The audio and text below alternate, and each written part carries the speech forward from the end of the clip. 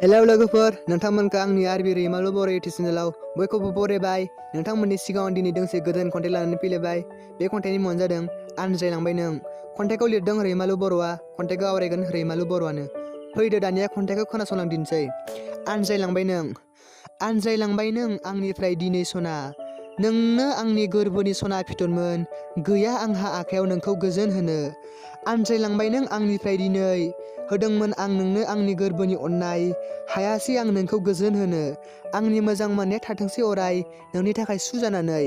आनज्रायलांबाय नों आंनिफ्राय दिनै। गोजोन्थों। नोंथांमोननिसिम मोनसे मिथिहोनायदि नोंथांमोनाबो सोरबाफोर गोसो गुदुं जानानै दंब्ला, नोंथांमोनाबो सोरबाफोर खन्थाइ दैथायहरनोब्ला आंनि रैमालु बर' मेसेन्जाराव हरबानो जाबाय। नोंथांमोनखौ हरगोन होननानै आसा थाबाय। आरो नोंथांमोना आंनि खन्थाइखौ मोजां मोनदोंब्ला लाइक, कमेन्ट, शेयार, साबस्क्राइब आरो लोगोसे खाथिनि बेल आइकनखौबो अल दाबायना हो, जाहाथे आंनि गोदान भिडिअ'आ नोंथांमोननिसिम थाब सहैयो। गोजोन्थों।